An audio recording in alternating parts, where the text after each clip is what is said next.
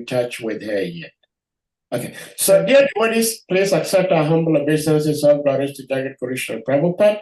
All glories to our revered speaker, Her Grace, Mother VRAJALILA Devi, and all glories to the assembled Vaishnavi devotees. Today is Friday, the 18th day of October 2024. Because it's Friday, it's the last day of the busy working week. And we are very much blessed. We have our own Her Grace, Mother VRAJALILA, who will be sharing her love and wisdom with us from the Nectarian Srimad Bhagavatam.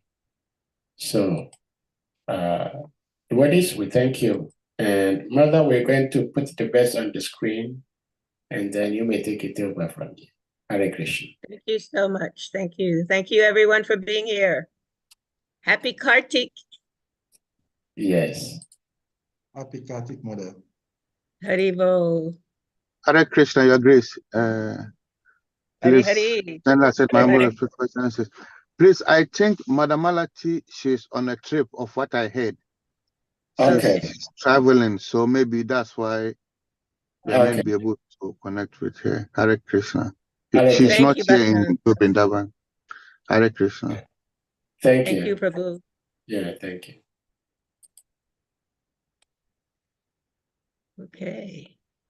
So today, on the second day of Kartik, we are reading from Srimad Bhagavatam, Canto 3, Chapter 3, Text 25. I go to Om Namo Bhagavate Vasudevaya. Om Namo Bhagavate Vasudevaya. Om Namo Bhagavate Vasudevaya. So text 25, I'll do the Sanskrit.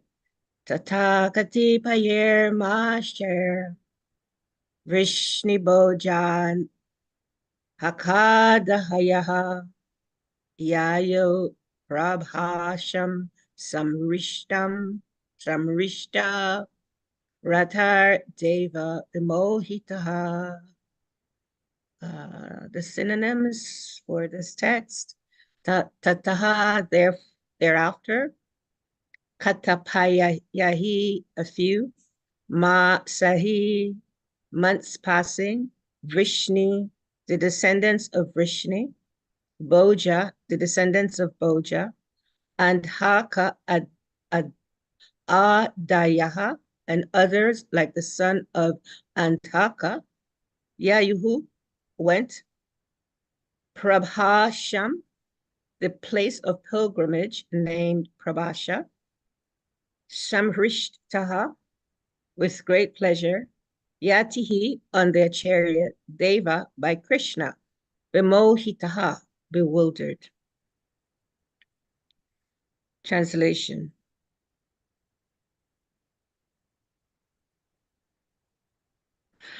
You know, Saha, the text I have is this. What text is this one? Yes, you have two texts, 25 and 26. Okay. Yes. I thought I had 24. It's That's 25, 26. Okay, so I'm totally done. All right, good, Krishna, you're in charge. Sorry. A few months passed, and then, bewildered by Krishna, all the descendants of Vrishni, Boja, and Haka, who were incarnations of demigods, went to Prabhash, while those who were eternal devotees of the Lord did not leave, but remained in Dwarka. Okay, and there's another one. Text 26. Okay, I'll do the Sanskrit again. Tatra Shrinva Pritindevan Rishims Chaiva Tad Ambasha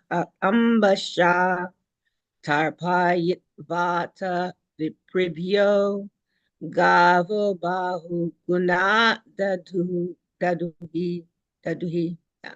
Srila Prabhupada, synonyms: Tatra, there; Shnatva, by taking bath; Pritin, forefathers; Devan, demigods; Rishin, great sages; Cha, also; Eva, certainly; Tat, of that; Ambasha, by the water; Tarpaiva, by pleasing. Ata thereupon, Vipribhya unto the Brahmanas, Gavaha cows, Bahugunaha greatly useful, Dado gave in charity. Srila Prabhupada's translation. After arriving there, all of them took bath, and with the water of this place of pilgrimage, they offered their respects to the forefathers, demigods, and great sages, and thus satisfied them. They gave cows to the Brahmanas in royal charity. Srila Prabhupada's purport. Amongst the devotees of the Lord, there are several divisions, mainly Nitya Siddhas and Sadhana Siddhas. The Nitya Siddha devotees never fall down to the region of the material atmosphere, even though they sometimes come into the material plane to execute the mission of the Lord. The Sadhana devotees are chosen from the conditioned souls. Out of the Sadhana devotees, there are mixed and pure devotees. The mixed devotees are sometimes enthusiastic about fruitive activities and are habituated to philosophical speculation. The pure devotees are free from all these mixtures and are completely absorbed in the service of the Lord, regardless of how and where they are situated. Pure devotees of the Lord are not enthusiastic to put aside their service to the Lord in order to visit holy places of pilgrimage. A great devotee of the Lord in modern times, Sri Narottam Das Thakur, has sung like this. To visit holy places of pilgrimage is another bewilderment of the mind, because devotional service to the Lord at any place is the last word in spiritual perfection. For pure devotees of the Lord who are completely satisfied with the transcendental loving service of the Lord, there is hardly any necessity to visit the various places of pilgrimage. But those who are not so advanced have prescribed the duties of visiting pilgrimage sites and regularly perform the rituals. The part of the princely order of the Yadu dynasty who went to Brabhash performed all duties to be done in a place of pilgrimage and offered their pious actions to their forefathers and others. As a rule, every human being is indebted to God, the demigods, the great sages, other living entities, people in general, forefathers, etc., for various contributions received from them. Thus, everyone is obliged to repay the debt of gratitude. The Yadus who went to Pravash pilgrimage site performed their duties by distributing land, gold, well-nourished cows in royal charity, as described in the following verse. Om Gana Timirandasya Gana Gana Shalakaya Jakshur Unmilitam Yena Tasmai Shri Gurave Namaha Shri Chaitanya Manovishtam Stapitam Yena Bhutale Swayam Rupa Kadamayam Dadati Swa Padantikam Vandeham Shri Guru Shri Yudaparakavalan Shri Guru Vaishnavamscha Shri Rupam Sagrajayatam Sahagana Raghunatam Vitam Tam Sajivam Sadvaitam Sarabhutam Parijana Sahitam Krishna Chaitanya Devam Shri Radha Krishna Paran Sahalalita Shri Vishakam Vitamscha. Hey Krishna Karuna Sindhu Dinabandhu Jagatpate Gopesha Gopika Kanta Radha Kanta Namastute Tapta Kanchana Gaurangi Radhe Vrindavaneshwari Vrishabhanu Satadevi Pranamami Hari Prihe Vansha Kalpatarubhyascha Kripa Sindhubhya Evacha Patitanam Pavnebhyo Vaishnavebhyo Namo Namaha Nama Om Vishnu Padaya Krishna Prastaya Bhutale Shrimati Bhaktivedanta Swami Niti Namane Namaste Saraswati Devi Gauravani Pracharine Nirvishesha Sunyavani Pastatyade Shatarine Nama Om Vishnu Padaya Krishna Prastaya Bhutale Shrimati Bhaktivedanta Swami Iti Namane Namaste Krishna Padaya Prabhupada Shitatmane Shri Gaura Karuna Shakti Bhakti Tirtha Tinamine Shri Krishna Chaitanya Prabhu Nityananda Shri Advaita Gadadhar Shri Vasudeva Gaura Bhaktivinoda. Hare Krishna, my dear devotees, thank you very much for somehow or other engaging me in this wonderful month of Kartik. I'm just very grateful that this verse was arranged. Now, I totally did not know this was the verse, so let's see. Maybe I can look at the verse again, Saha, please, the second verse, because the first one is has no purport, right? So this is okay, this is after the Yadavas, after they left, after arriving there, all of them took bath with the water of this place of pilgrimage. They offered respects to forefathers, demigods, and great sages, and thus that they gave passive Brahmin royal order. So let me just look up here to. Can I look at the Sanskrit up here? I'm sorry, the Sanskrit of that same verse. Okay. Okay, the demigods, great sages. Okay. Okay, so this is they gave Vipriyaha unto the Brahmanas, they gave cows, and they gave in charity. These were all great things that are greatly useful and pleasing. And okay, and these forefathers are demigods by taking bath. Okay, so in this pastime, so this is the beautiful, beautiful, beautiful pastime. And we know in the verse before that Krishna had sent, because Krishna is getting ready to close up his activities on earth. And this is the third canto, right? 3-3, yeah, because we are with the Bojas and the Yadu dynasty. Okay. So some of them, so what was explained by the acharyas is some of these devotees, they were directly descendants of the Lord, and some of them were descendants of like demigods. They had taken like they came from the demigod families, and so they were sent back. Some were sent back to those planets of the demigods, and then there were others that actually stayed in Dwarka with Krishna that never left, because they had come with Krishna. Krishna sent them here on this planet to perform activities. So now what's happening is these devotees are being dispersed, the Yadavas, and they're going to this holy place in order to now offer their respects, because we've learned in the previous texts, I believe it's the last text to these two, that the sages cursed them, as we heard, and so after that curse, they went, to Ugrasena, and then we know all that activities happened where they were very scared, and then they're getting dispersed because Krishna is getting ready to stop everything. He's like, okay, I'm going to leave, and Krishna couldn't leave the Yadu dynasty on the planet, because he thought if he did that they would create more havoc, more disturbance. So Krishna wanted them to leave also. And so here, this is where we're at now in this part of the story, that some of them have gone to the heavenly planets. And as I said a few minutes ago, some was there in Krishna. So these are the ones that traveled. So they went to Prabhash. Okay, if I can look at that second text, Sahaprabhu, and see the points that's being mentioned in the second text. I love it when this is Kartik month. This is the month to depend on Srimati Radharani, because she's giving all the mercy for this month. She is the presiding personality of the month of Kartik, as authorized by Krishna. Krishna gave her this month.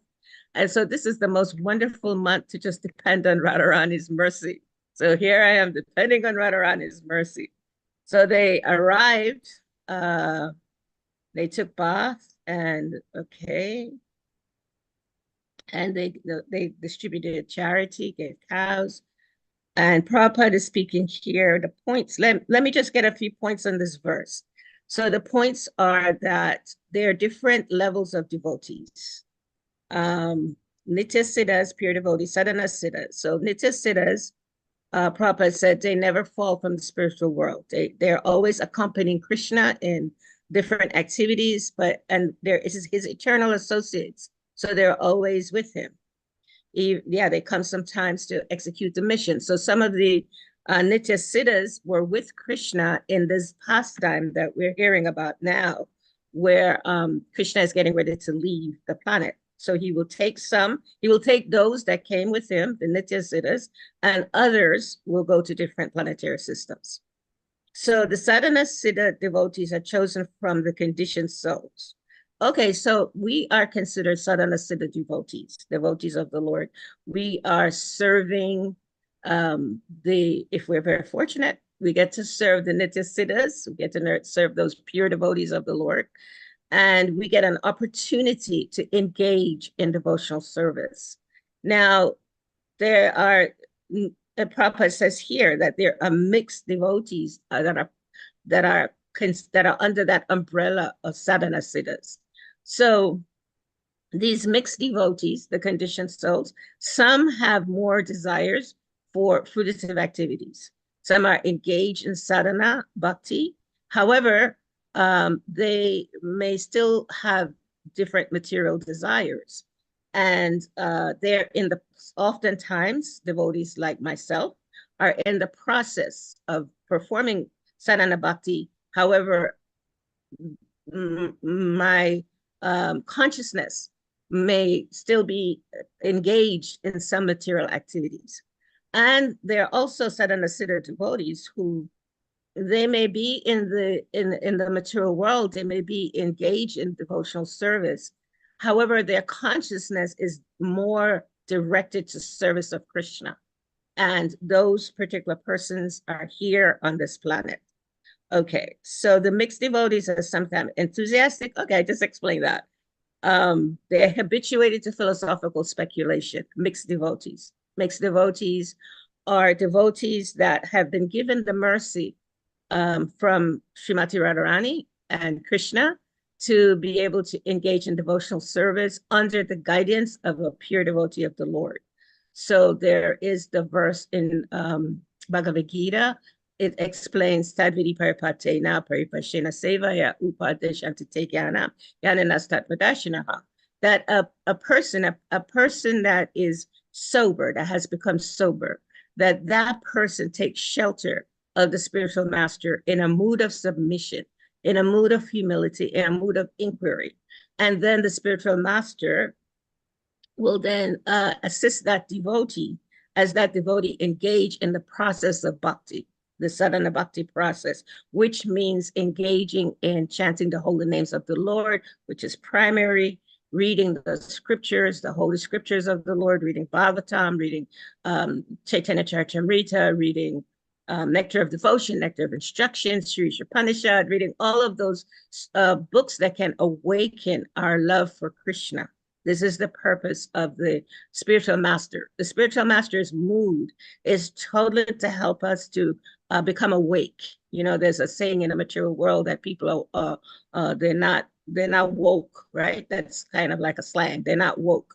Well, yeah, those persons that are not woke, they get the opportunity, if they meet the spiritual master, to become woke. They become awake by chanting and hearing. As we chant and as we hear, those material desires that may be lingering in the heart will start disappearing. They will start going away. And so in that case, there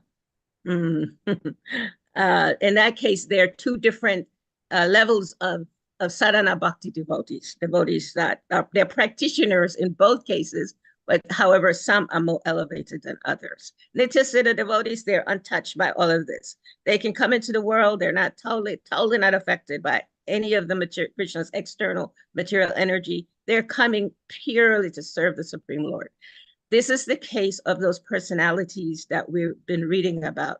The Bojas, the Yadavas, the Yadus, there are some of them that came specifically just to serve the personality of God, just to serve the Lord. Okay, the Sadhana Siddha devotees are chosen, yes. Okay, out of the Sadhana Siddha devotees, yes. The mixed devotees, we're sometimes enthusiastic, sometimes we just, philosophize, We may just start reading the scriptures. We may have gotten a little bit awakened, and we want to speak, sastra. And oftentimes we may not have gone very deep in a sastra. Oftentimes we may not have been purified enough. So the tendency is to speculate about things that we may have read. And this is, in the beginning stage of practicing sadhana bhakti. Oftentimes there's this mood of speculation because we want to know. That the desire is really to know. We're beginning to get awakened. However, the tendency is we don't yet really understand deeply in the heart. And so we tend to speculate about this knowledge, this most wonderful knowledge of the Supreme Lord, which is vast. It's huge. And so, it's not so easy for us to understand if we're not in the process of bhakti, if we're not intentionally practicing bhakti with a desire to become pure. So the pure devotees we talked about that, they're free from all these mixtures. Pure devotees of the Lord are not enthusiastic. Okay, there is something else I saw here about the pure devotees. The Nityasiddha devotee never fall down to the region of the material atmosphere, even though they come into the material plane to execute the mission of the Lord. So there are many examples of devotees that have come with the Lord.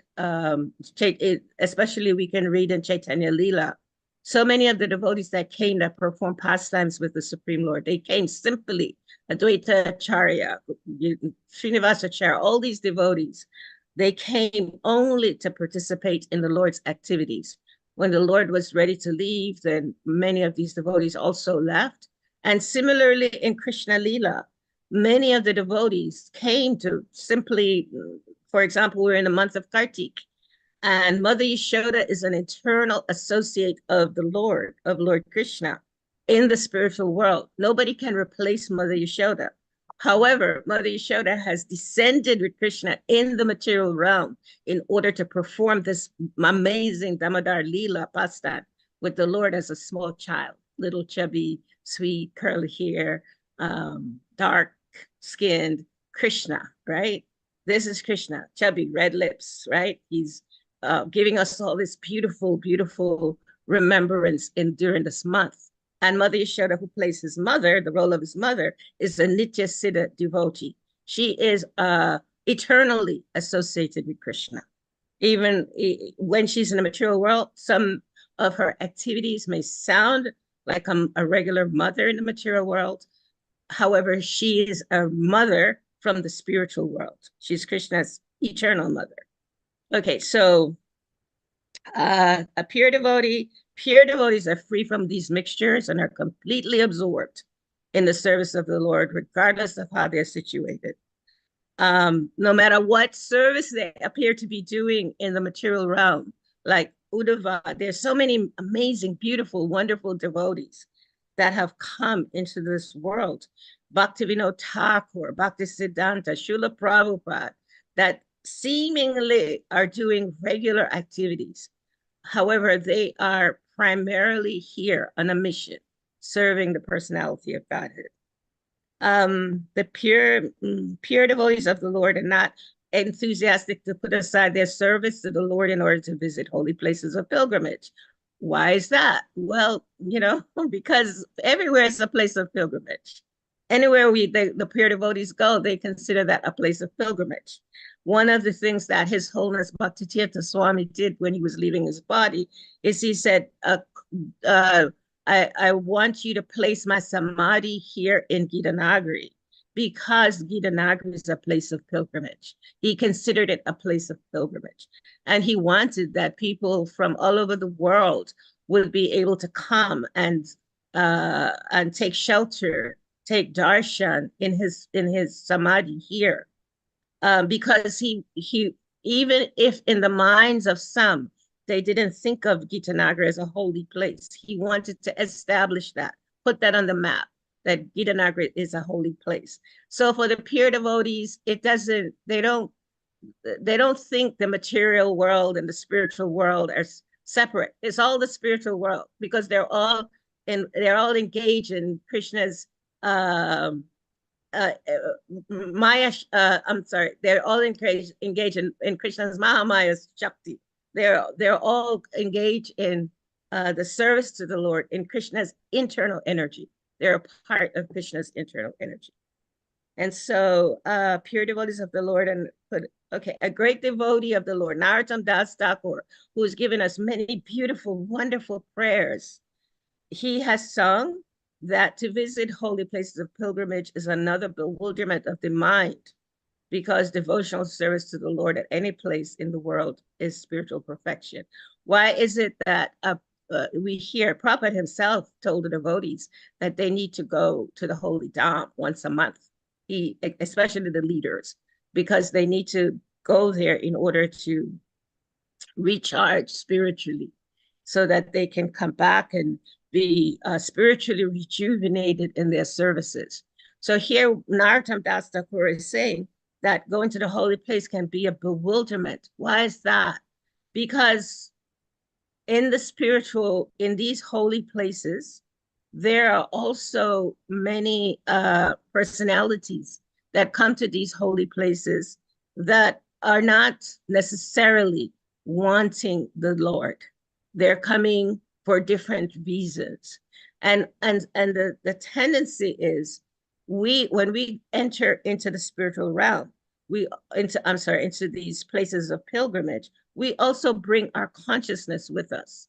So if our consciousness are infused with material desires, we're going to bring that into the holy Dham. The holy Dham today, is I remember some years ago going to Vrindavan, even Mayapur and Vrindavan both,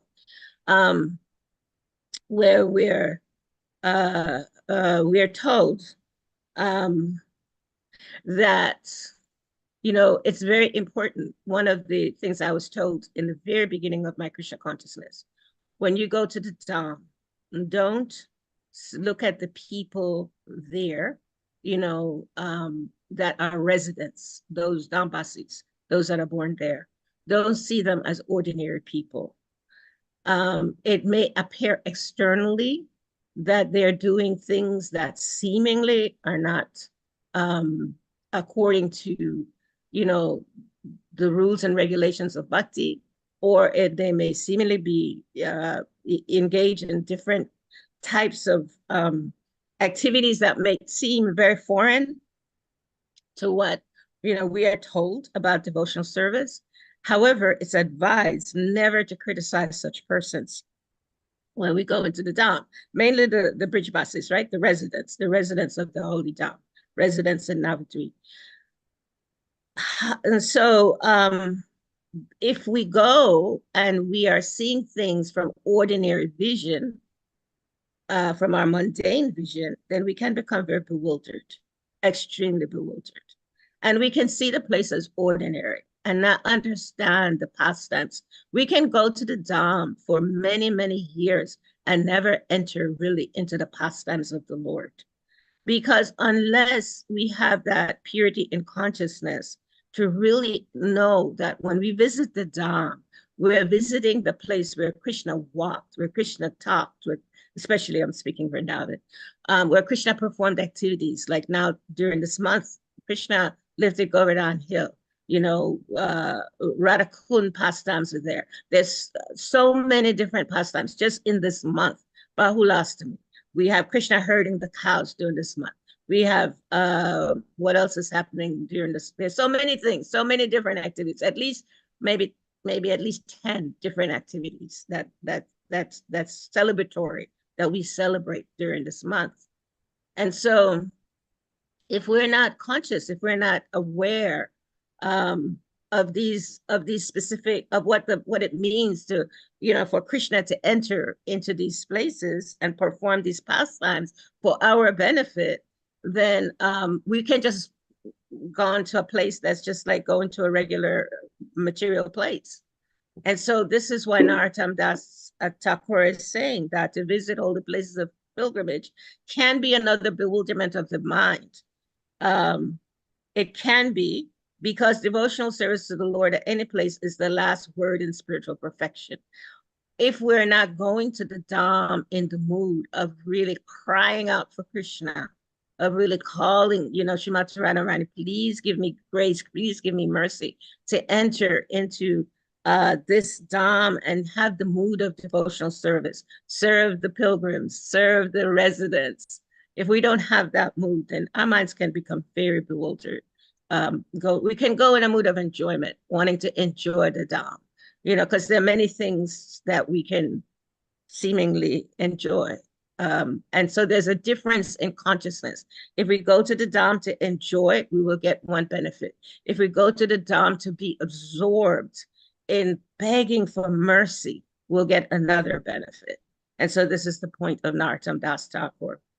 Okay, the next points here is for pure devotees of the Lord who are completely satisfied with the transcendental loving service of the Lord. There is hardly any necessity to visit. Okay, yes, the pure devotee sees everywhere as a place of pilgrimage. And for us, those who are not so advanced, for persons that are not so advanced, had the prescribed visit. Prabhupada, again, we saw Prabhupada recommends for persons that are not advanced, for persons that are endeavoring in their bhakti, endeavoring in the process of sadhana bhakti, it's actually recommended to go to the Dham and to go in the right consciousness, go in the consciousness of knowing that we're servants of the servant of the servants. And we're simply been giving mercy to go to the Dham to really practicalize that knowledge that we're servants of the servants of the servants. The part of the princely order of the Yadu dynasty who went for Prabhas is a spiritual place. They went there and they performed all the duties that were supposed to be done, right? In Prabhas, it's a place where you offer ninda, you offer service to the forefathers, and you offer service to others, and they would do certain kinds of rituals in order to do that. As we heard, they offered cows, they offered charity. I'm sure they also did some other spiritual rituals as they when they went there. And so this is after the whole incident with the sages. Now they've gone to Prabhas, and this is where they're doing the duty because, you know, they've done something that was not really so proper according to how Krishna wanted to teach, you know, the conditioned souls. However, many of these devotees, as we said, many of them were eternal associates of the Lord. The ones that went to Prabhas, if I remember correctly, they were not. As a rule, every human being is indebted to God, the demigods, great sages, other living entities, people in general, forefathers, for various contributions received from them. So a lot of times, you know, in our devotional life, in our devotional practice, sometimes in our immature state, we tend to think that just by engaging in sadhana bhakti, just by engaging in the process of hearing and chanting, we don't owe anybody anything. We just have to chant Hare Krishna. But here, you know, we're hearing here that of course, we're all indebted to Krishna. However, we're also indebted to the demigods. So much of our activities, so much of how we move our hands, so much of all the things that we do is going on by the demigods. The great sages, because of the stability of great sages, this planet has gone crazy, totally crazy. Other living entities, you know, this Krishna is in the heart of everyone. We understand that the super soul is living in the hearts of each and every living entity. So we recognize that. We recognize the God in each person, the Lord in the heart of everyone in general, and also the forefathers, also the people that have left this planet. We also recognize that they're spiritual beings, right? And we pray for them. We pray for them to either to have a better life, a better body, if they're going to have a better body. We pray that when they leave on the journey, that they're welcomed, you know, by saintly personalities. And once the journey has completed, we pray that they get a better situation. So the Yadus, those that went to Prabhat pilgrimage site, they performed those duties. And yeah, they gave, a part of our duty is to give in charity. So they gave land, they gave gold, nuts, cows, well, as described in the following verse. So this, so the theme I get from this verse as I read it is understanding the difference between the different levels of devotees, understanding the difference between the Nitya Siddhas and the Sadhana Siddhas, and to understand that there are different levels of personalities, right? Different levels of human beings. The Nitya Siddhas, they are in their own category, absolutely fully devoted, dedicated to the mission of the Lord, to doing whatever Krishna says, just like a child that is, you know, a child that is dedicated to the parent, whatever the parent says. You know, parents, they really appreciate sometimes children that will do whatever they ask, you know, and there are children like that. Just like the spiritual master, when a devotee is absolutely dedicated to engage in the service that the spiritual master has given, or following the instructions, then the spiritual master is also obliged to those devotees, right? So it's both ways. The disciple has to be qualified to become, they need to become qualified to get the mercy from the spiritual master. And when the spiritual master sees that the devotee is endeavoring to become qualified, then the spiritual master gives them mercy.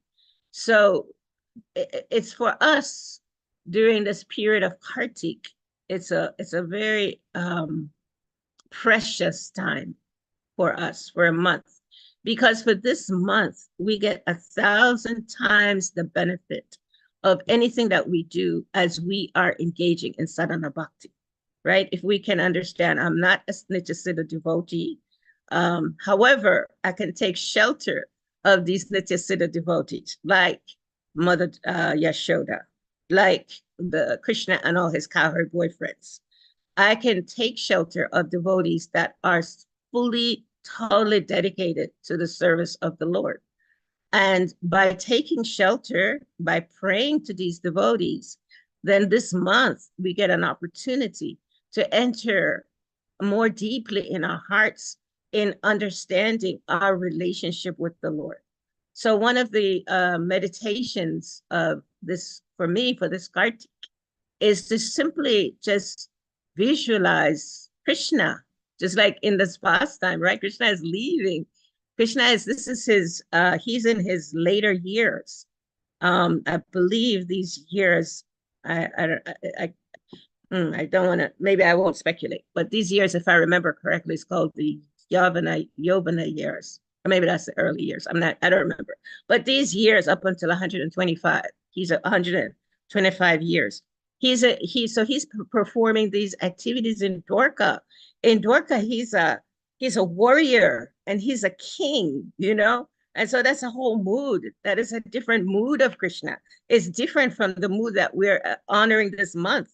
This month we're honoring Krishna as a baby, right? As this chubby little baby boy, and we marvel at his pastimes and all his activities. And now in this stage where Krishna is in Dwarka, we also marvel at Krishna's activities. He's you know, he fights in the Battle of Kurukshetra. He takes all these arrows, you know, that are coming for Arjuna, that are meant for Arjuna. They're coming to him. It's coming into his body. Just imagine what that's like. Krishna is like protecting his devotees. And this is why he even leaves the planet, because to protect the devotees, to care for the devotees. And so to just meditate on this form of the Lord, this very strong form where he has 16,108 wives that he's protecting, where his, you know, son Samba becomes this, you know, does these crazy things as a kid. You know, but Samba was 26 years old. He wasn't like a 7-year-old. He was 26. Krishna is like 90s or something. It's a whole different time. And so to really kind of have some understanding just of the periods of time that Krishna had been on this planet, from babyhood to boyhood to manhood to now like an elder in our understanding. Krishna never ages beyond 16 years old. However, in our understanding, for our benefit, it appears that Krishna becomes old. But Krishna is so amazing. He's doing all of what he's doing, everything that he's doing. Krishna does everything, for us, for our benefit. So these verses, we want to remember, especially for those of us that are sadhana siddha devotees, right? Nitya siddha devotees, they don't have anything to do with this. Everywhere they go, Krishna is there.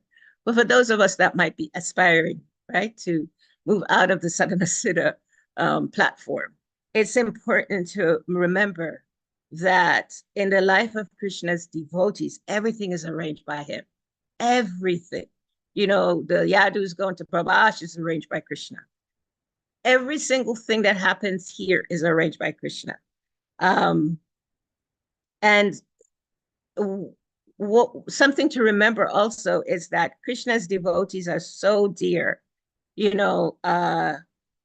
that sometimes, as we saw in this pastime, the beginning of this, throughout this pastime, actually, we saw in this situation how some of his devotees can become overwhelmed by his external material energy, right? This can happen.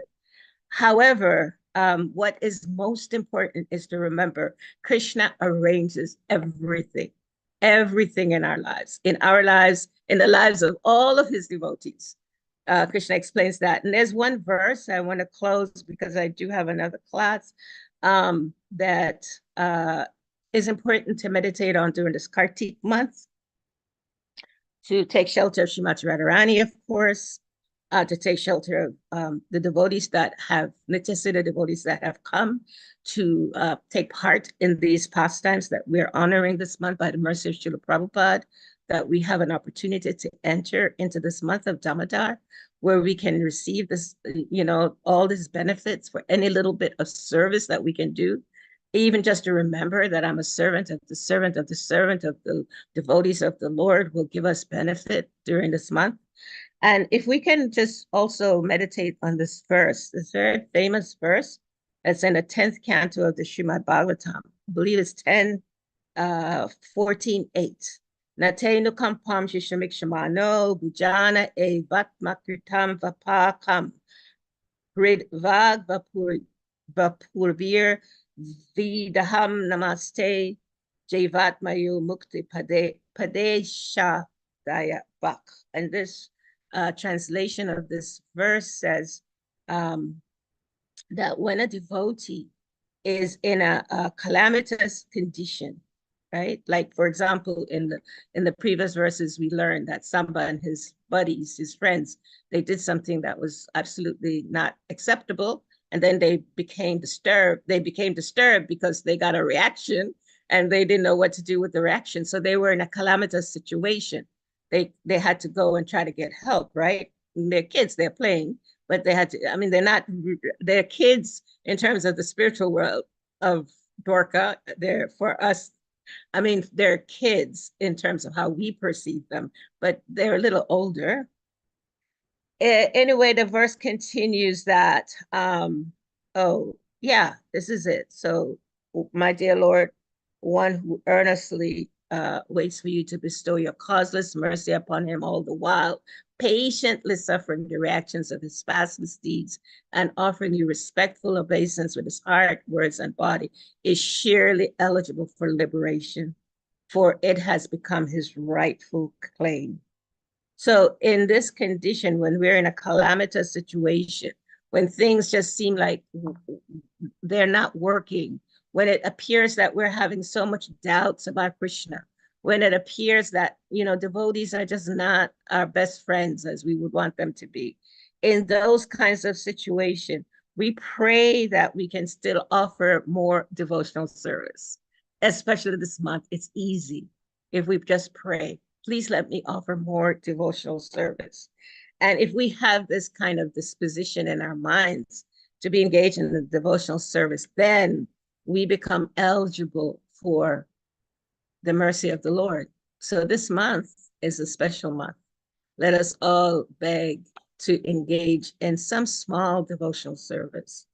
It, specifically to be able to call on the holy names of the Lord. That is the best. It appears like a simple thing, but it's not really all that simple for many devotees, because we have so many other activities that we engage in our lives, right? Life happens and we are not always able to just sit and call on Krishna's names.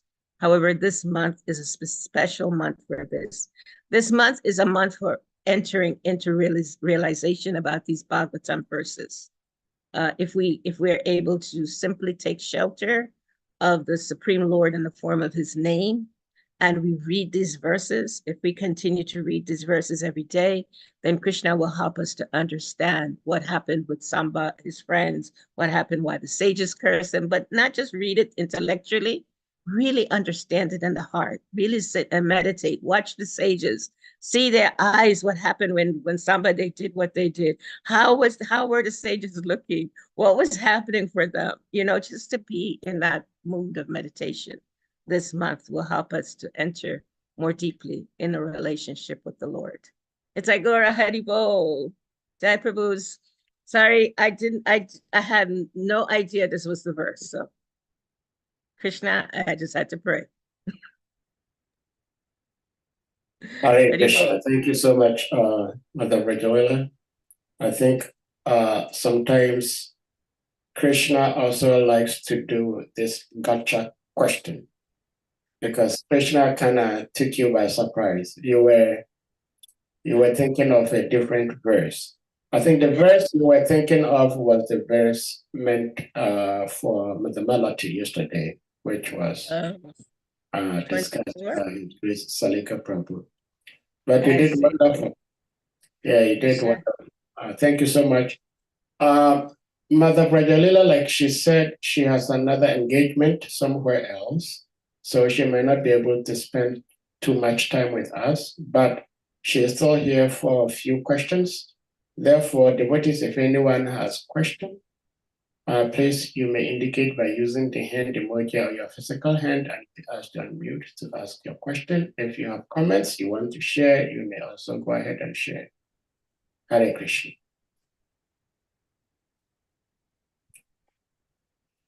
Well, it was very inspiring when I heard you talk about Gurudev. I remember, of course, I was fortunate. I was there with Gurudev in the last days. He was chanting Jai Jai Radha Vrindavan Chandra, Jai Jai Vrindavan Dham. And some devotees were actually saying, Gurudev is always asking of Vrindavan Dham, but he's not willing to go to Vrindavan. Well, he taught us by his example that especially wherever Srila Prabhupada has been is a place of pilgrimage.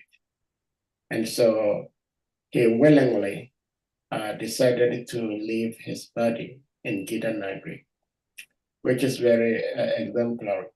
Now, my question is, in the purport, Srila Prabhupada was talking about two major classes of devotees, the Nitya Siddhas and the Sadhana Siddhas. And the Sadhana Siddhas, Srila Prabhupada further gave two categorizations. Those who are mixed and those who are just purely following the teachings without being interested in all these ritualistic things. So we see in our movement, there are those two types of devotees, really. There are those of us who are very much interested in the ritualistics.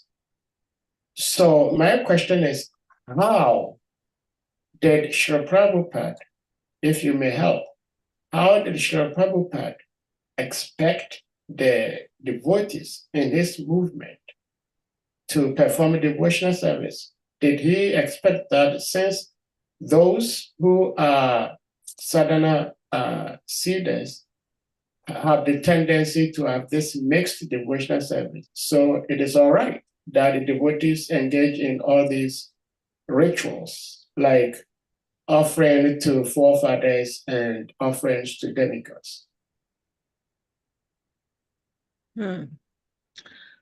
Well, on the absolute platform, Srila Prabhupada, of course, encouraged all the devotees to take shelter of chanting the holy names of the Lord.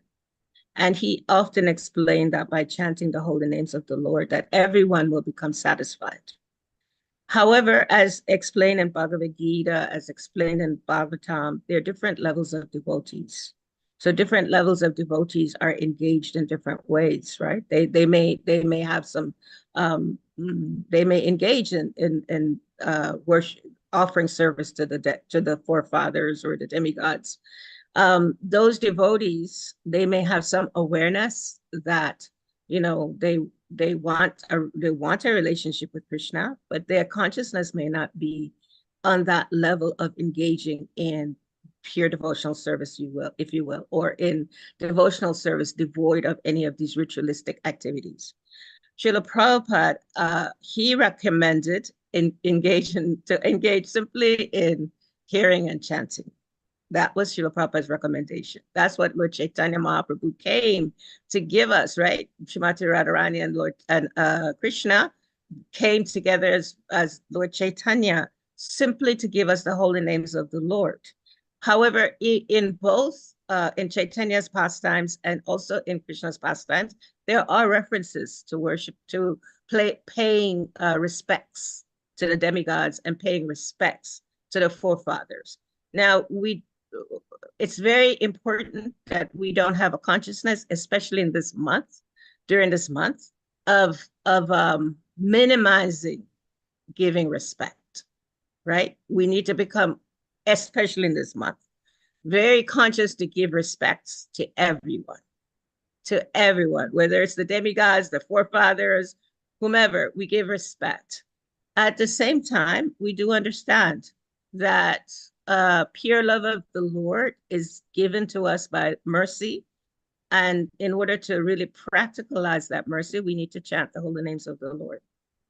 So yeah, you know, that's as best as I can do. My theme this month, or one of my prayer this month, is that I can be respectful even to an ant.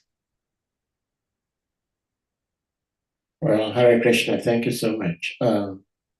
Especially sharing with us what Srila Prabhupada expected of us. There are lots of things in the scriptures, but Srila Prabhupada kind of streamlined what he wanted us to do, and we pray and hope that we will be able to do what he wanted us to do.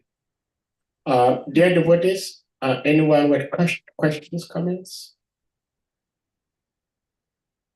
Before we call it a day today?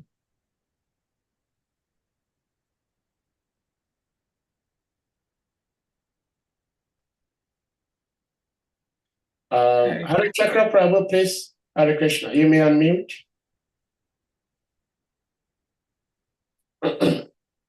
Sorry. Yeah. Hare Krishna. Ready. Hey, thank you, Mother. Thank you very much for your class and the deep realization. During the latter part of your submission, you were emphasizing, you were telling us how if we go to the holy dam, we don't just have to go there in a physical form, but we have to be there and be absorbed in order to actually get the full benefit of it. Not only that, we constantly also hear that when we chant the Maha Mantra, it's not just pronouncing syllables. We should be absorbed in what we call it, in meditating on the holy name whilst we chant. Yeah. And in all aspects of it, like whatever you have said today, the emphasis was placed on our state of consciousness, that how important our state of consciousness. But somehow or the other, most of the time when we talk, when devotees are devotees, when we talk, we only say, oh, chant your round. Oh, chant Have you ever visited Mayapur? Have you ever visited Vrindavan? We don't like put emphasis on the other aspect, on the consciousness aspect. So it's become like what do we call it? A mechanical something. Everybody wants to chant and oh, I'm done with my 16 round, and it's like it's enough. So can you still give a little bit more emphasis on that aspect of our devotional life? Because most of the time we do things on the mechanical plane without thinking about the consciousness aspect, how we have to get ourselves absorbed on the conscious level. Yeah. Yeah, thank you, Prabhu. Thank you for that. Yes, that's something I'm praying to get some mercy for this month, that I just don't act on, and that I can get out of just acting just mechanical. I think this beautiful pastime is very insightful, because we see in this pastime how Krishna's son, it was his son that engaged in that activity, right? Where they just they were being quite mechanical in how they were joking and really just minimizing, how with their behavior, how they would respect these sages. And so this pastime really, it's very deep, because it helps us to understand that even Krishna's children, and we see that in Srila Prabhupada's children, they can minimize the process, right? They can minimize the process. So because these kids, were playing in a mood of not being attentive and not being respectful, then the sages cursed them. And so we see that, of course, we know Krishna arranges everything. We know that. And so similarly with us, we can be mechanical anywhere. We can be mechanical chanting. We can be mechanical in the holy dham.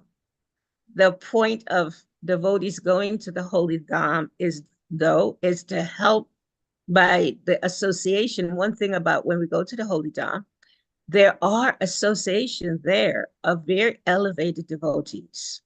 We can take shelter of those devotees, and those devotees can help us to move out of that consciousness of being mechanical. And in the same way, we're chanting our rounds. As when we're chanting our rounds, it's important for us to take shelter of devotees that, speak about chanting, speak about the miracle of chanting, speak about the mysticism of chanting, speak about the glories. I mean, there are so many realizations people can have from chanting. I remember one time, this is a true story. I went to visit Belize. This is the place where I was born. I was a devotee some years ago, many years ago. I went to visit, and I had a relative that was taking me from one place to another. This was like a young relative. And he was, it was from one city to another city. And he, we had a car and he was driving, it was like a Jeep. He was driving me to this other city. And on the road, we got stopped by armed robbers. This is a true story. And, I'm totally like absorbed as a devotee. I'm totally absorbed as a devotee, maybe more then than now. And, I didn't feel any fear. I just was like, okay, these guys, they had guns, and they brought us into this house. And they told us, they told me, you sit on the floor. And I sat on the floor. And at that time, I could sit in a lotus. I can't sit in a lotus anymore because my body's older. I sat in a lotus, and I was just chanting because I had my beads with me. And I was just chanting. And, those guys, they got so scared. And I didn't even realize, like I'm just chanting. And they told us, after, I don't know, whatever, okay, get back in your car and leave. Get back in your car and leave.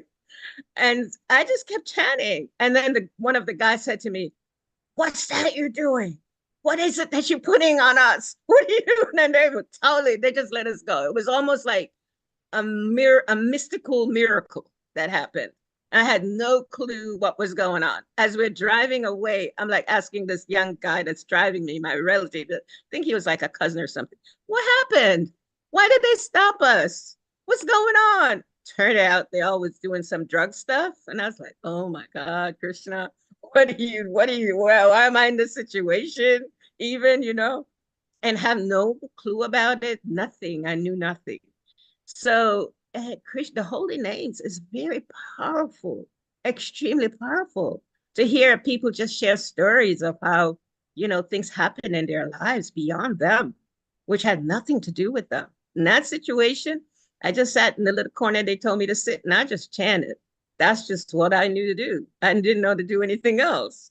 So take shelter of people that are getting some, not that I'm saying I have any taste, I just say there are people that do have taste for chanting the holy names, and take shelter of people like that. Because yeah, sometimes we can become mechanical.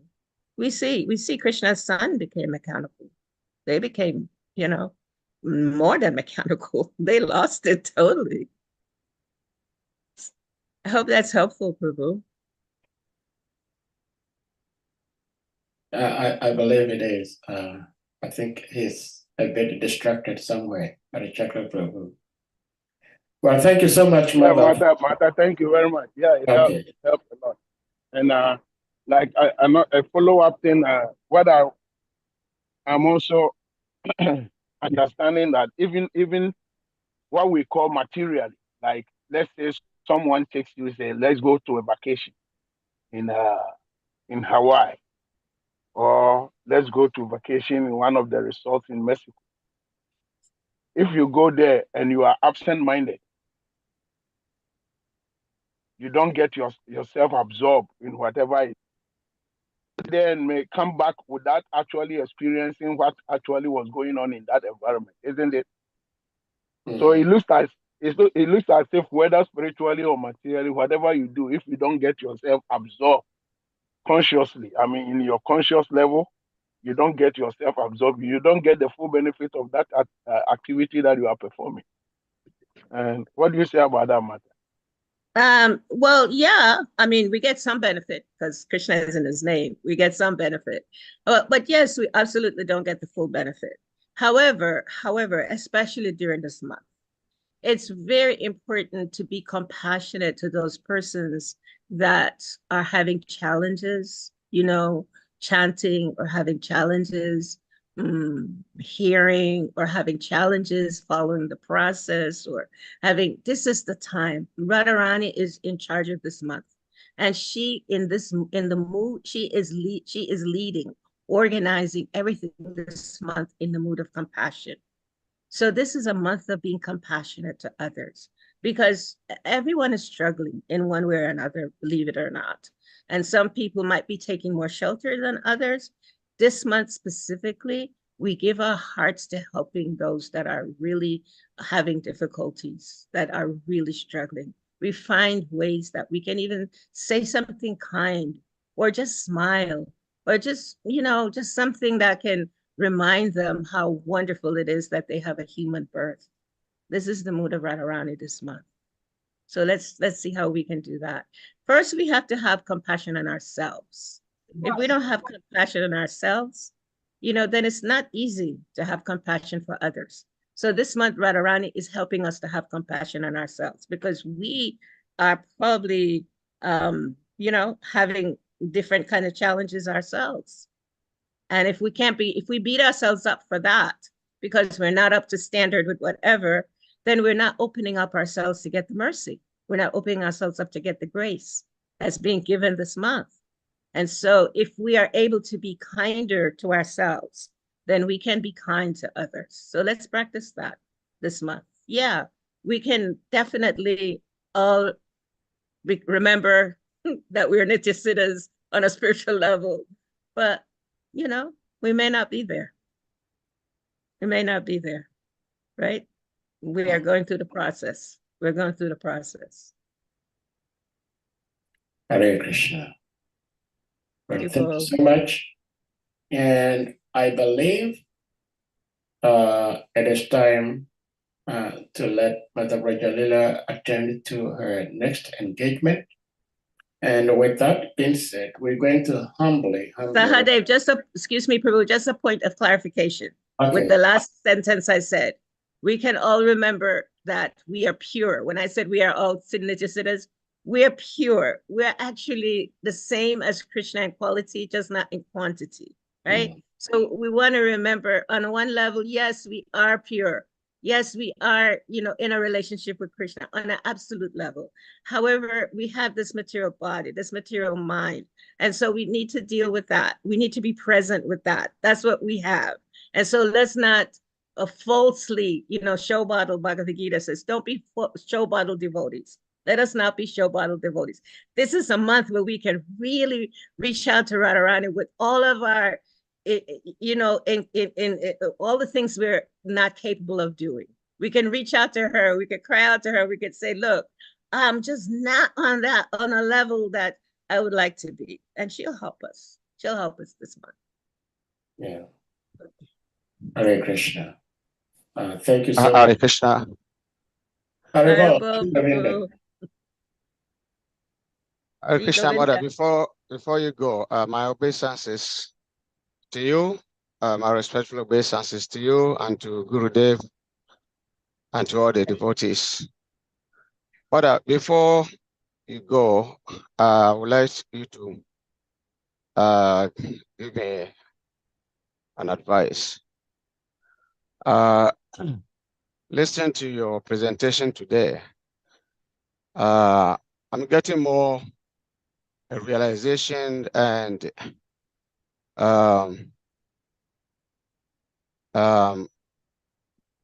developing more faith and practicing Krishna consciousness. And I'm also getting a higher level of conscious raised. That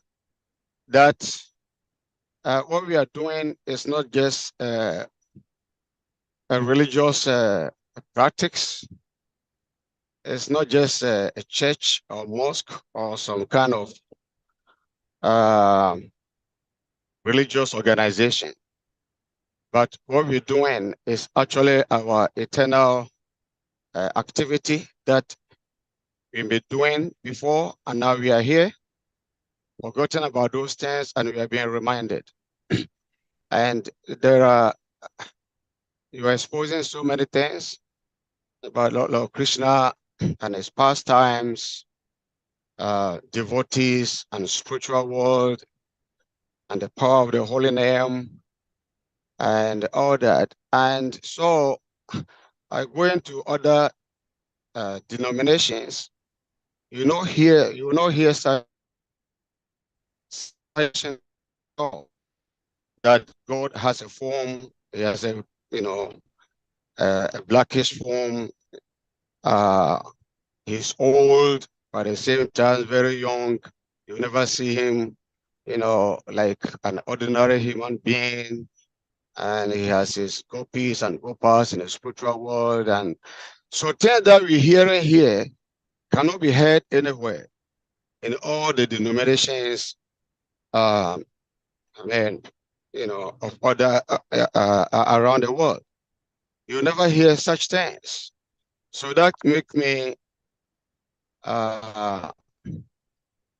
develop more faith in what I'm doing, that this is extraordinary. I was just listening to one of Srila Prabhupada's lectures this morning. He lectured this on 1964 in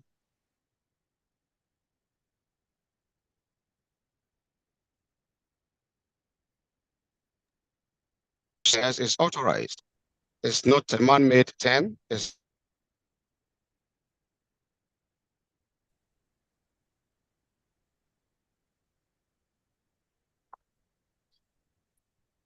it's authorized. It's not a man-made prayer. But sometimes we are hearing so much from different devotees The Lord has invested the powers and his names. And so any name of God, any prayer at all, can take into the spiritual world, can give one realization of this morning. And he was saying that Chaitanya Mahaprabhu said Hayanam Eva Kaivalam 3 times. He emphasized it in 3 times. That means he was very serious about it. And that there are many ages, 4 ages, Satya Yuga, Treta Yuga, Dwapara Yuga, and Kali Yuga. I say in Kali Yuga, there are so many ways that people can attempt to go back to Krishna, or to get connected to Krishna, or to get self-realization or God realization. But in this age of Kali Yuga, he said there is no other way, there's no other way, there's no other way by chanting Hare Krishna Mahamantra.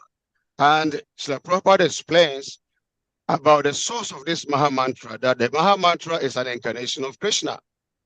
It's a direct incarnation, sound incarnation of Krishna. And that differs from all other prayers. But sometimes we are hearing, and it's so disturbing, that the devotees who are supposed to have faith in these holy names of Krishna, who are supposed to have faith in this our philosophy, we still believe that the other names that people are chanting and glorifying is the same as equal to the name of Krishna that we are chanting. Hearing these things sometimes is so disturbing. How are we going to let us understand? We understand we are not trying to put anybody down.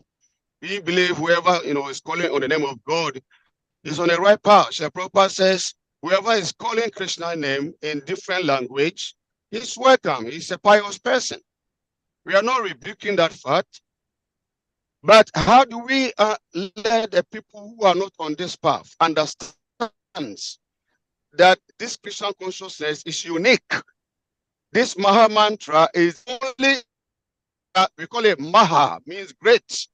Is the only mantra that can deliver one from his illusions, but not the other mantras. The other mantras can be chanted, but the potency in the mantra is completely different from any other name that one may chant, because it is authorized and was given by Chaitanya Mahaprabhu.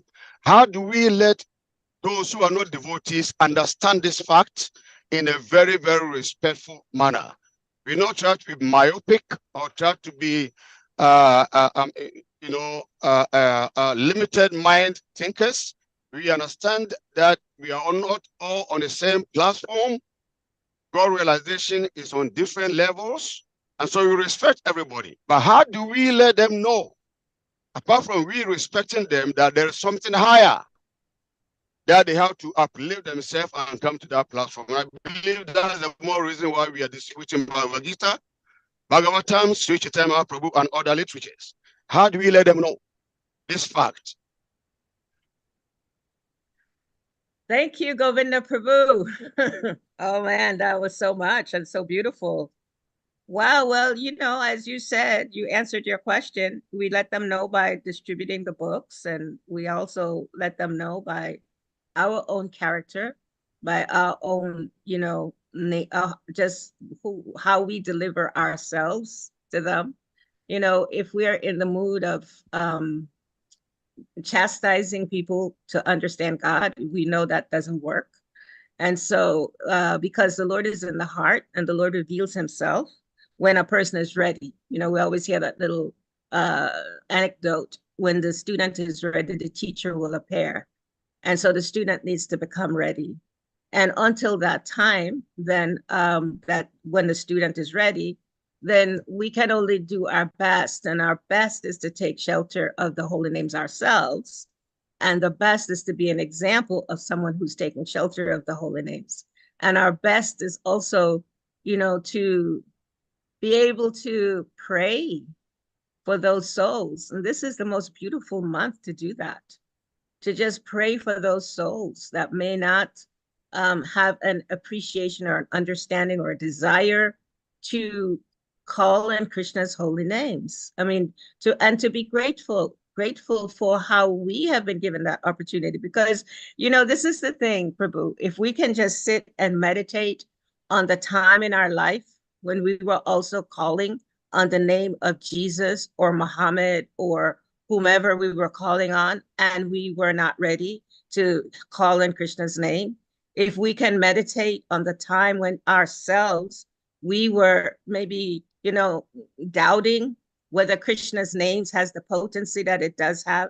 If we can meditate on ourselves, where we might have been given the mercy of the spiritual master, but maybe not really ready to accept it. We have been on that journey, and we tend to forget that we ourselves have been on that journey. And so when we meet other people on the journey, then embrace them and help them by who we are today, our example. You know, I was reading this little conversation by Giriraj Maharaj and Srila Prabhupada, and I'll close with that. Giriraj Maharaj says, because you are the absolute truth, there is no difference between your mercy and punishment. There is no difference between your mercy and punishment, right? So those times when we ourselves were calling on Jesus or Muhammad or whomever we were calling on, Allah, you know, we were calling, you know, Yahweh, Jehovah, whatever names of God we were calling on, or the times when we had whatever doubts we had, right? We were going through some form of punishment, if you will. We were going through our karma. We were going through, you know, what we had to go through. And Prabhupada says to Giriraj Maharaj, he says, yes, this is to be understood. If we understand the Supreme Personality of Godhead, absolute truth, then this is understanding that either suffering or enjoying is all Krishna's mercy. There must be some purpose. When Krishna puts me into suffering, there must be some purpose. So we should welcome, because it is Krishna's mercy. So when somebody is on a certain level of where they are, our greatest compassion for them is to be able to understand that, yes, they may be suffering, maybe they, you know, have some karmic thing they still got to work through. And the best I can do for them is either to pray for them or extend myself physically in a way where I can serve them. Not that I am pushing what I believe in now on them, because, you know, there are many devotees that took shelter of Srila Prabhupada that were staunch with the holy names. And after some time, they left. Most of Srila Prabhupada's disciples have left. Most have left Krishna consciousness. So it's important. It's so important. It's so key to develop this mood of compassion. The last point, and I said that was the last point just now, when our beloved, revered spiritual master was leaving the planet, I asked him, I said, Gurudev, you've given us so many instructions. Is there one instruction that you can give to me that I can try to practice as I, you know, that I can practice in this life till I leave my body? Just something I can do. I know you've given many. And he said to me, just develop, I don't remember if the word was develop, but just have compassion for the devotees. Have compassion for the devotees. And at that time, to be honest with you, Prabhu, when he said that, I was stunned because I thought I was compassionate. That was 20 years ago. And since then, I have started to just now learn about what compassion means. So yes, let's beg for mercy. Let's beg for mercy. Gurudev gave me that grace, that mercy, that I could try to understand more about compassion. And so my life is given to Gurudev. It's given to him in his last instruction. And I'm just praying to all of you, please help me to develop compassion for the devotees. Nitai Gora Haribol. Having said that, I'm moving on to another service. Hare Krishna. Thank you so much. Hare Krishna. Thank you so much, Mother. Hare Krishna. Thank you, Govinda. Thank you, Mother VRAJALILA. Dear devotees, please, before we leave, Mother, I'm sure you already know about this, but we are all here. We may not be Nitya seeders. We may be sadhana seeders because we have mixed devotional service mood and attitudes. but we're still trying to be devotees. And Krishna sees us as struggling devotees. And therefore, the bottom line is that we are all devotees of the Lord. And therefore, the Lord listens to our prayers. And it is with this understanding that we are humbly requesting all the devotees to kindly pray for the departed soul of one of our beloved brothers here in Harrisburg. This devotee, let me see if I can put him up here.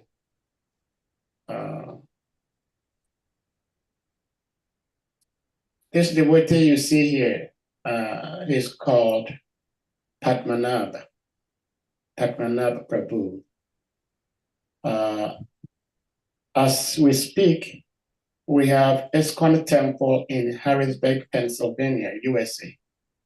And it is through his rigorous devotional service attitude that helped ISKCON to be established in Harrisburg here. And we are all saddened that abruptly, suddenly, he left us just yesterday. And so we're requesting humbly from all the devotees that we all pray for the departed soul of this beautiful individual and also his family that is left behind. He had a wife and a son. So this is our humble request to you all. All glories to His Grace Padmanabha Prabhu Ki Jai. Thank you for doing that, Saha. And just as a reminder to all of us, Padmanabha Prabhu was 52 years old. How many of you have been blessed to be living past 52 or maybe nearing 52? And a reminder to become, as caring as we can with each other, because we never know who's leaving next. It'd be me. Yeah. Thank you so much.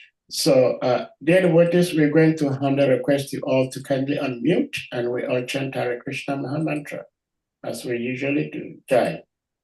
Hare Krishna, Hare Krishna, Hare Krishna, Krishna Hare Krishna, Hare Krishna, Hare Krishna Hare. Krishna, Hare Hare. Hare Rama, Hare Hare Rama, Rama, Rama Rama, Hare Hare. Hare Hare. Chakar Patar Vishcha. Panchakataka Rudhyasya Vacha Kripa Katinam Pavanabhyo Vaishnavi. Bhutanam Bo Pahagnevyo Vaishnavi. Namaha. Our Grace Mother VRAJALILA Devi Dasi Ki Jai. Jai. Yeah, Haribo This Prabhu. comes from Thank the you. Acharya is Divine Srila Prabhupada Ki Jai. His Divine Srila Bhakti Tita Swami Maharaj Ki Jai. Yeah. All Party. glories to Sri Guru Gora and Gauranga Hari Hari Hari Bo. Haribo. Thank you.